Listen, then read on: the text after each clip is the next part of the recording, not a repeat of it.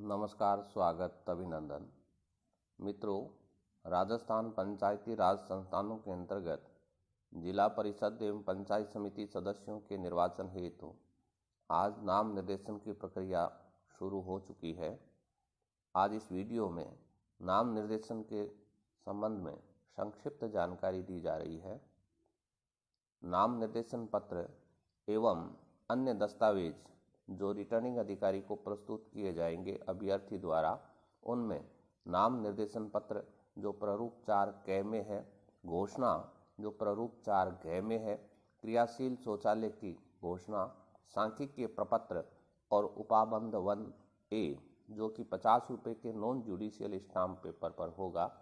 इसके अलावा जो अनुलग्नक होंगे उसमें जाति प्रमाण पत्र, पंचायत का नो ड्यूज, सेवा में रहा है अगर पहले तो त्याग पत्र स्वीकृति का पत्र, आयु 21 वर्ष पूर्ण होने का प्रमाण पत्र और प्रतिभूति राशि जमा करवाने की मूल रसीद। इसके अलावा अगर अभ्यर्थी मान्यता प्राप्त राजनीतिक दल से खड़ा हो रहा है तो प्रारूप क एवं ख। विस्तार से जान लेते हैं इन्हें। जाति प्रमाण पत्र है वो अगर अभ्यर्थी आरक्षित सीट से खड़ा हो रहा है तो ऐसी स्थिति में उसे संबंधित जाति वर्ग का जाति प्रमाण पत्र प्रस्तुत करना होगा, या अगर अभ्यर्थी सामान्य सीट से खड़ा हो रहा है और प्रतिभूति राशि में छूट चाहता है तो जाति प्रमाण पत्र प्रस्तुत करना होगा। पंचायत का नो ड्यूज, अगर अभ्यर्थी में पंचायत राज संस्थाओं का कोई बकाया है और सूची में उसका नाम है तो ऐसी स्थिति में पंचायत का नो ड्यूज प्रस्तुत करना होगा। अगर अभ्यर्थी पहले सेवा में रहा है और उसने त्याग पत्र दे दिया है तो ऐसी स्थिति में नियुक्ति अधिकारी द्वारा स्वीकृत त्याग पत्र आदेश संलग्न करना होगा। आयु 21 वर्ष पूर्ण होने का प्रमाण से हास्य है कि अगर मतदाता सूची में उसकी आयु 21 वर्ष अंकित है या वह प्रस्तुत नाम निर्देशन पत्र प्रस्तुत कर रहा है उस समय फिजिकली वह 21 वर्ष का नहीं लग रहा है तो ऐसी स्थिति में उसे कोई एक प्रमाण आयु का देना होगा। 21 वर्ष पूर्ण होने का तात्पर्य है कि समीक्षा की तिथि को, यानी जिस दिन नाम निर्देशन पत्रों की जांच की जाएगी उस दिन 21 वर्ष का होना चाहिए। अगर 21 वर्ष का नहीं हुआ है, एक दिन भी कम है, तो ऐसी स्थिति में वह पात्र नहीं माना जाएगा। प्रतिभूति राशि जमा की मूल रसीद है संलग्न करनी होगी। प्रतिभूति राशि के संबंध में है कि 500 रुपये प्रतिभूति राशि जमा करवाई जाती है, लेकिन अगर कोई आरक्षित वर्ग का व्यक्ति है और जाति प्रमाण पत्र प्रस्तुत करता है तो ऐसी स्थिति में 250 रुपये प्रतिभूति राशि है और महिलाओं के लिए 250 रुपये प्रतिभूति राशि है। अब कौन व्यक्ति कहां से चुनाव लड़ सकता है पर हम चर्चा करते हैं। आरक्षित सीटों पर उम्मीदवारी के संबंध में है कि SC, ST, OBC के लिए अगर सीट आरक्षित है तो उसी जाति वर्ग का व्यक्ति है वो खड़ा हो सकता है। जैसे SC की सीट आरक्षित है तो SC वर्ग का ही व्यक्ति उस सीट पर उम्मीदवारी जता सकता है, खड़ा हो सकता है। SC महिला, ST महिला, OBC महिला के लिए सीट आरक्षित है तो ऐसी स्थिति में उसी जाति वर्ग की महिला चुनाव लड़ सकती है। OBC सीट है, महिला के लिए आरक्षित है तो OBC वर्ग की महिला ही चुनाव लड़ सकती है। सामान्य सीट पर किसी भी जाति का पुरुष या महिला चुनाव लड़ सकते हैं। सामान्य महिला सीट पर किसी भी जाति की महिला चुनाव लड़ सकती है। अब हम पात्रताओं पर संक्षेप में चर्चा करते हैं। संबंधित जिला परिषद या पंचायत समिति क्षेत्र का पंजीकृत मतदाता होना चाहिए। अगर कोई व्यक्ति जिला परिषद सदस्य के लिए आवेदन कर रहा है, नाम निर्देशन पत्र प्रस्तुत कर रहा है, तो ऐसी स्थिति में वह जिला परिषद के सभी वार्डों में से किसी एक वार्ड का पंजीकृत मतदाता होना चाहिए। और पंचायत समिति सदस्य के लिए कर रहा है तो पंचायत समिति क्षेत्र, जैसे हम आगे उदाहरण में मानेंगे जो फॉर्म भरे हुए हैं वो श्री डूंगरगढ़ पंचायत समिति को आधार मान करके भरे गए हैं। तो श्री डूंगरगढ़ पंचायत समिति के 21 वार्ड हैं, 21 निर्वाचन क्षेत्र हैं, उनमें से किसी एक निर्वाचन क्षेत्र का वह पंजीकृत मतदाता होना चाहिए। दूसरी जो योग्यता है कि सीट आरक्षित होने पर अभ्यर्थी भी आरक्षित वर्ग से ही होना चाहिए। आयु की हम चर्चा कर चुके हैं कि समीक्षा के दिन आयु 21 वर्ष पूर्ण होनी चाहिए और एक पद से ही वह चुनाव लड़ सकता है।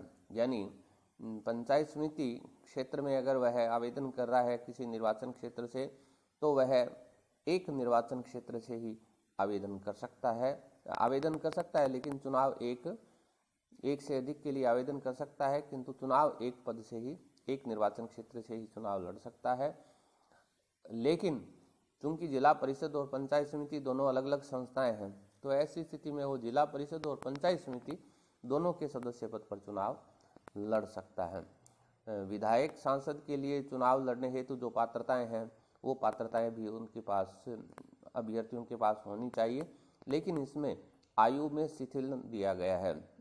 विधायक और सांसद का चुनाव लड़ने के लिए कम से कम आयु 25 वर्ष होनी चाहिए, जबकि इसमें 21 वर्ष है। तो आयु शिथिलन को छोड़ करके अन्य सभी पात्रताएं जो एक विधायक या सांसद बनने के लिए होनी चाहिए, जरूरी है। भारत राज्य सरकार में लाभ का पद नहीं होना चाहिए। सक्षम न्यायालय द्वारा दिवालिया या पागल घोषित नहीं होना चाहिए। भारत का नागरिक होना चाहिए। वर्तमान में किसी कानून के अंतर्गत अपात्र नहीं होना चाहिए। लोक प्रतिनिधित्व अधिनियम 1951 की धारा 8, 9, 10 एवं राजस्थान पंचायती राज अधिनियम 1994 की धारा 19 केंद्र एवं राज्य के किसी अधिनियम के तहत अपात्र नहीं होना चाहिए। सरकार, विश्वविद्यालय, निगम, संस्था, उपक्रम, स्थानीय प्राधिकारी, सहकारी समिति में नैतिक अधमता के कारण है वो सेवा से बर्खास्त नहीं होना चाहिए या उसकी नियुक्ति पर रोक नहीं होनी चाहिए। उक्त में कहीं भी अगर वह वेतनिक कर्मचारी था तो समीक्षा से पहले की तिथि में उसका त्यागपत्र स्वीकृत होना चाहिए। किसी सक्षम न्यायालय द्वारा आपराधिक प्रकरण में दोष सिद्धि या आरोपित या सजा याफ्ता प्रावधानों के अनुसार वह नहीं होना चाहिए और 2 से अधिक संतान उसके नहीं होनी चाहिए। आगे हम चर्चा करेंगे संतानों के संबंध में भी विस्तार से। नाम निर्देशन पत्रों की समीक्षा के समय रिटर्निंग अधिकारी द्वारा प्रत्येक बिंदु के संबंध में जांच की जाएगी और जांच करने से पहले सभी पात्रताओं, नियमों, निर्देशों का अनुसरण किया जाएगा, अवलोकन किया जाएगा, देखा जाएगा। अभ्यर्थी जिला परिषद के लिए जिला परिषद क्षेत्र एवं पंचायत समिति सदस्य के लिए पंचायत समिति क्षेत्र का पंजीकृत मतदाता होना चाहिए। ये हम चर्चा पहले कर चुके हैं। अभ्यर्थी के प्रस्थापक उसी निर्वाचन क्षेत्र के पंजीकृत मतदाता होनी चाहिए जिस क्षेत्र के लिए अभ्यर्थी नाम निर्देशन पत्र प्रस्तुत कर रहा है। मान्यता प्राप्त राजनीतिक दल द्वारा खड़ा किए जाने की स्थिति में प्रस्तावक की संख्या 1 होगी और अन्य स्थिति में, अर्थात अगर वह मान्यता प्राप्त राजनीतिक दल का अभ्यर्थी नहीं है या स्वतंत्र है, तो ऐसी स्थिति में प्रस्तावकों की संख्या 5 होगी। मान्यता प्राप्त राजनीतिक दल द्वारा खड़ा किए जाने की स्थिति में अभ्यर्थी को प्रारूप क एवं ख भी प्रस्तुत करना होगा। संतान संबंधी जो हम चर्चा कर रहे हैं उसमें जो अवधि है उसको 3 भागों में बांटा गया है। 23 अप्रैल 1994, फिर 23 अप्रैल 1994 से 27 नवंबर 1995 इसे ग्रेस पीरियड माना गया है और 28 नवंबर 1995 या बाद। संतान के संबंध में यह है कि 23 अप्रैल 1994 से पहले उसके कितनी भी संतान हो, एक संतान एक इकाई मानी जाएगी, बशर्ते कि ग्रेस पीरियड के बाद नियमांतर्गत उसकी संतान में कोई वृद्धि नहीं होती है। तो ग्रेस पीरियड से पूर्व कोई संतान है और ग्रेस पीरियड में कोई जुड़वा संतान होती है, तो ऐसी स्थिति में जुड़वा संतान को 1 माना जाएगा, चाहे 2 हो और चाहे 3 हो। ग्रेस पीरियड से पहले कोई संतान नहीं है तो ग्रेस पीरियड में उत्पन्न जुड़वा संतान है उसे 2 माना जाएगा। ग्रेस पीरियड से पहले कोई संतान नहीं है, ग्रेस पीरियड में 2 संतान हो गई, तो यहाँ पर हम 2 संतान मानेंगे। पूर्ववर्ती जुड़वां संतान को हम 2 या 3 मानेंगे, जैसी भी स्थिति हो, लेकिन पश्चातवर्ती जुड़वां संतान है उसे हम 1 मानेंगे। ग्रेस पीरियड या ग्रेस पीरियड से पहले कोई संतान है तो ग्रेस पीरियड के बाद की जुड़वां संतान को 1 माना जाएगा। ये पश्चातवर्ती संतान हो गई, वो पहले जो हमने चर्चा की थी पिछले बिंदु में, वो पूर्ववर्ती जुड़वां संतान थी। गोद दी गई संतान की गणना जैविक माता पिता के संतान में ही होगी, यानी जिसने गोद दी है संतान, उसी की वह संतान मानी जाएगी। वास्तविक माता पिता है उसकी संतान मानते हुए काउंट किया जाएगा। पूर्ववर्ती दिव्यांग संतान है उसे हम संतानों की संख्या में नहीं गिनेंगे। ये उदाहरण द्वारा भी समझाया गया है कि ग्रेस पीरियड से पहले उसकी कितनी संतान थी, ग्रेस पीरियड के बाद कितनी और हुई, और ग्रेस पीरियड की में क्या स्थिति रही। नाम निर्देशन प्रारूप 4 क में प्रस्तुत करना होता है। ये 3 पेज का है प्रारूप 4 क। इसके 6 भाग हैं। पहला भाग है वो अगर अभ्यर्थी किसी मान्यता प्राप्त राजनीतिक दल से चुनाव लड़ रहा है तो ऐसी स्थिति में उसके प्रस्तावक द्वारा भरा जाएगा। दूसरा जो भाग है, अगर अभ्यर्थी किसी राजनीतिक दल का नहीं है और गैर मान्यता प्राप्त राजनीतिक दल से खड़ा हो रहा है या फिर स्वतंत्र रूप से खड़ा हो रहा है तो ऐसी स्थिति में उसके प्रस्तावकों द्वारा भरा जाएगा। और अगर कोई अभ्यर्थी राजनीतिक दल से आवेदन कर रहा है और उसे शंका है कि उसे उस मान्यता प्राप्त राजनीतिक दल से टिकट नहीं मिलेगा और वह निर्दलीय के रूप में खड़ा होना चाहता है, ऐसी स्थिति में तो वह भाग के यानी भाग फर्स्ट और भाग सेकंड दोनों भरेगा।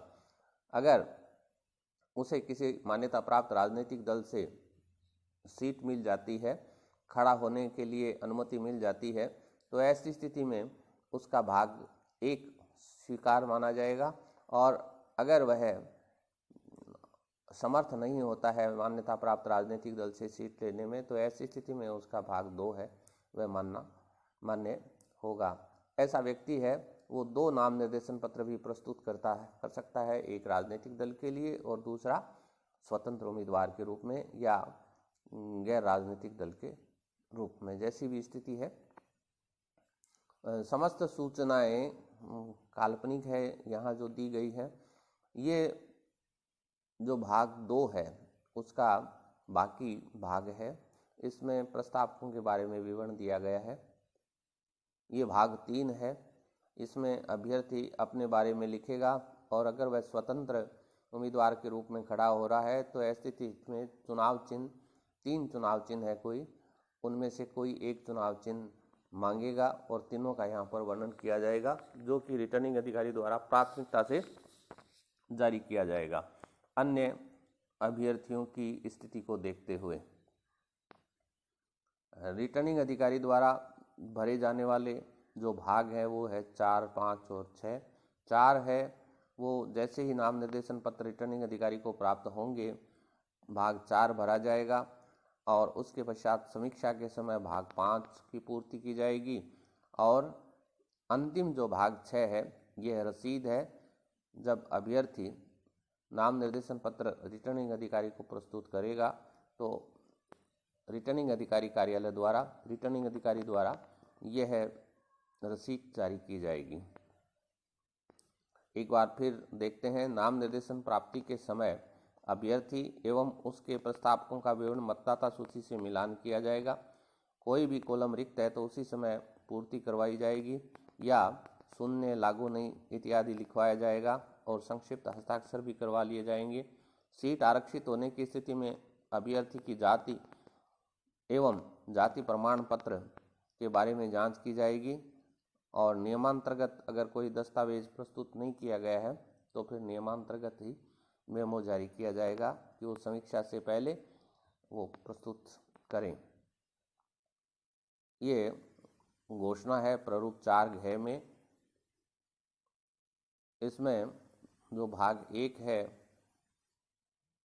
4 घ जो प्रारूप है भाग 1 है, इसमें आपराधिक प्रकरणों के बारे में जानकारी दी गई है।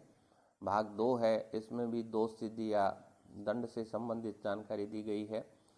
और भाग 3 है, इसमें संतानों के संबंध में विवरण दिया गया है। यहाँ जो भाग 3 है उसमें भाग क में लिखा है 23/4/1994 को मेरे बच्चों की कुल संख्या। तो यहाँ कुछ प्रपत्र हैं जिनमें 27/4/1994 अंकित किया गया है। हमें ये 23/4/1994 मानना है क्योंकि ये अधिनियम 23/4/1994 को लागू हुआ था। यहाँ पर ग्रेस पीरियड के बाद और ग्रेस पीरियड से पहले जो संतानों की स्थिति है, जीवित संतानों की स्थिति है, उसका विवरण अंकित करना है। नाम एवं जन्म तिथि, वर्ष नहीं लिखना है जन्म का, जन्म की तारीख लिखनी है। फिर जो चौथा है, इसमें अभ्यर्थी और उसके जो पार्टनर है उसकी और आश्रितों की पूरी संपत्ति, जो चल संपत्ति है, उसका विवरण अंकित किया जाएगा और यही विवरण उपाबंध 1A में भी अंकित किया जाएगा। भाग 6 है इसमें अचल संपत्तियों की जानकारी दी जाएगी और सबसे अंत में यथास्थान अभ्यर्थी अपने हस्ताक्षर करेगा, दिनांक और स्थान अंकित करेगा। पंचायती राज संस्थानों के अंतर्गत एक अंडरटेकिंग दी जाती है अभ्यर्थी द्वारा कि उसके घर में क्रियाशील स्वच्छ शौचालय है और उसके परिवार के सभी सदस्य उसका उपयोग करते हैं। तो ये शौचालय के संबंध में अंडरटेकिंग है, घोषणा है, इसकी पूर्ति की जाएगी और किसी एक साक्षी के इस पर हस्ताक्षर करवाए जाएंगे। ये एक सांख्यिकी सूचना फॉर्म है, ये अभ्यर्थी द्वारा प्रस्तुत किया जाता है, इसको भी भरना आवश्यक है और इस पर फोटो लगाई जाएगी। इसके पश्चात उपाबंध 1A ये शपथ पत्र है, 50 रुपये के नॉन जुडिशियल स्टाम्प पेपर पर यह प्रमाणित होना चाहिए। प्रमाणितकर्ता में नोटरी पब्लिक या उच्च न्यायालय का कोई न्यायाधीश है या प्रथम श्रेणी न्यायाधीश है या ओथ कमिश्नर जो उच्च न्यायालय द्वारा या फिर सेशन कोर्ट द्वारा अधिकृत है से प्रमाणित करवाया जाएगा। इसमें जो भाग 1, 2 और 3 है उसमें व्यक्तिगत सूचनाएं अंकित की जाएगी। भाग 4 में आयकर से संबंधित स्थिति होगी, क्या है कि उसने रिटर्न आयकर विवरणी है उसके और उसके परिवार के सदस्यों ने जो उस पर आश्रित है कब प्रस्तुत की थी। भाग 5 जो है उसमें आपराधिक प्रकरणों के संबंध में, भाग 6 में भी आपराधिक दोष सिद्धि मामलों के संबंध में भरा जाना है। भाग 7 है उसमें चल एवं अचल संपत्तियों की जानकारी दी जाएगी। भाग जो 8 है उसमें जो लाइबिलिटीज है उसकी या कोई ड्यूज है उसके बारे में पूरी जानकारी अंकित की जाएगी। भाग 9 में उसके और उसके पार्टनर के व्यवसाय के बारे में क्या करते हैं वो अंकन किया जाएगा। भाग 10 है इसमें उसके और उसके पार्टनर और आश्रित है उनके आय के स्रोत जो हैं उनकी जानकारी दी जाएगी। भाग 11 है उसमें समुचित सरकार, पंचायती राज संस्थाओं और किसी पब्लिक कंपनी में या कंपनियों के साथ उसका कोई कॉन्ट्रैक्ट है तो उसके बारे में जानकारी दी जाएगी। भाग 12 है उसमें शैक्षिक स्थिति यानी उसने कहाँ तक पढ़ाई की है के बारे में सूचना अंकित की जाएगी। और अंतिम भाग जो है, अंतिम पेज है, वह सत्यापन का है। यहाँ पर अभिसाक्षी अर्थात अभ्यर्थी अपने हस्ताक्षर करेगा, दिनांक अंकित करेगा और इसके पश्चात है वो प्रमाणित करवाया जाएगा। प्रमाणित करने के संबंध में है वो पहले चर्चा हो चुकी है कि न्यायाधीश या किसी न्यायिक या कार्यपालक मजिस्ट्रेट या उच्च न्यायालय या सेशन न्यायालय द्वारा नियुक्त शपथ कमिश्नर या किसी नोटरी पब्लिक से ये प्रमाणित करवाया जाएगा। ओथ कमिश्नर है वो 2 प्रकार के होते हैं। एक ओथ कमिश्नर है उनकी नियुक्ति उच्च न्यायालय या सेशन न्यायालय द्वारा की जाती है और दूसरे प्रकार के जो ओथ कमिश्नर है उनको रेवेन्यू मामलों के लिए जिला कलेक्टर द्वारा अधिकृत किया जाता है। तो जिला कलेक्टर द्वारा अधिकृत ओथ कमिश्नर है वह मान्य नहीं होगा। ये प्रारूप क है, मान्यता प्राप्त राजनीतिक दल से अगर अभ्यर्थी खड़ा हो रहा है तो ऐसी स्थिति में प्रारूप कै एवं ख ये दोनों उसे प्रस्तुत करने होंगे। ये नाम निर्देशन के समय अथवा नाम निर्देशन की जो अंतिम तिथि है उसको 3 बजे से पूर्व प्रस्तुत करना होगा। ये एक बार फिर देख लेते हैं। प्रारूप कै और ख के संबंध में नाम निर्देशन पत्र प्रस्तुत करने की अंतिम तारीख को 3 बजे से पूर्व संबंधित रिटर्निंग अधिकारी को आवश्यक रूप से ये प्राप्त हो जाना चाहिए। प्रारूप की पूर्ति उपरांत पदाधिकारी या प्राधिकृत व्यक्ति है वह स्याही से अपने हस्ताक्षर करेगा, अर्थात ये पेन से भरा हुआ होना चाहिए, स्याही से भरा हुआ होना चाहिए। इसमें हस्ताक्षर अगर स्कैन किए गए हैं या सिग्नेचर स्टाम्प लगी है तो वो मान्य नहीं होगा। और ये दोनों ही प्रारूप है वो व्यक्ति से प्रस्तुत करने होंगे, फैक्स, ईमेल, व्हाट्सएप आदि से भेजा गया मान्य नहीं होगा। प्रारूप कै में दल के अध्यक्ष का पद नहीं है तो ऐसी स्थिति में सचिव का पद मान्य होगा आयोग के निर्देशानुसार। और जो विभिन्न प्रपत्र प्रस्तुत किए जाएंगे उनमें प्रारूप कै जो है नाम निर्देशन है, प्रारूप ग जो समीक्षा के बाद विधि मान्य अभ्यर्थियों की सूची तैयार की जाती है, प्रारूप 4 घ ये अभ्यर्थी द्वारा घोषणा है, प्रारूप 5 है ये नाम वापसी के पश्चात जो शेष अभ्यर्थी बचे हैं उनकी सूची तैयार की जाएगी। प्रारूप 8 है निर्वाचन अभिकर्ता की सूची तैयार की नियुक्ति के लिए है। और प्रतिभूति राशि है वो जिला निर्वाचन अधिकारी द्वारा रसीद बुक उपलब्ध करवाई जाती है, उसमें प्रतिभूति राशि की रसीद जारी की जाती है। अगर वह नहीं है तो GA 55 में रसीद जारी की जाती है। उपाबंध 1A ये शपथ पत्र है जो 50 रुपये के नॉन जुडिशियल स्टाम्प पेपर पर देना होता है अभ्यर्थी को। सांख्यिकीय सूचना का प्रपत्र है, यह अभ्यर्थी द्वारा प्रस्तुत किया जाता है। और स्वच्छ क्रियाशील शौचालय के उपयोग के संबंध में स्व घोषणा सेल्फ अंडरटेकिंग है, यह अभ्यर्थी द्वारा दी जाती है। प्रतिदिन प्राप्त नाम निर्देशन पत्रों की सूची वार्डवार एवं नाम निर्देशन की अंतिम तिथि को तैयार समेकित सूची ये भी वार्डवार है वो जो प्राप्त हुई है जिला निर्वाचन कार्यालय से इस तरह के प्रपत्र प्राप्त होते हैं, उनमें ये सूचनाएं तैयार कर प्रतिदिन नोटिस बोर्ड पर चस्पा की जाएगी।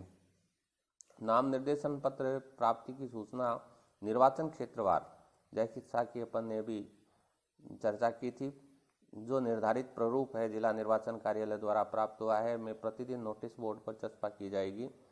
प्राप्त नाम निर्देशन पत्रों एवं उनके साथ प्राप्त शपथ पत्रों की फोटो प्रतियां भी नोटिस बोर्ड पर आवश्यकता अनुसार चस्पा की जाएगी। नाम निर्देशन की अंतिम तिथि को समय समाप्त होने पर जो निर्धारित प्रारूप है जिला निर्वाचन अधिकारी द्वारा प्राप्त हुआ है में निर्वाचन क्षेत्रवार समेकित सूचना तैयार की जाएगी। और उसके पश्चात समीक्षा के दिन समीक्षा होगी और समीक्षा के बाद प्रारूप 4 ग में सूची तैयार की जाएगी। नाम वापसी के लिए निर्धारित प्रारूप में 2 प्रतियों में सूचना या आवेदन मांगा जाएगा तथा 1 प्रति नोटिस बोर्ड पर चस्पा कर दी जाएगी। नाम वापसी के पश्चात प्रारूप 5 में विधि मान्य अभ्यर्थियों की सूची तैयार की जाएगी। धन्यवाद, नमस्कार।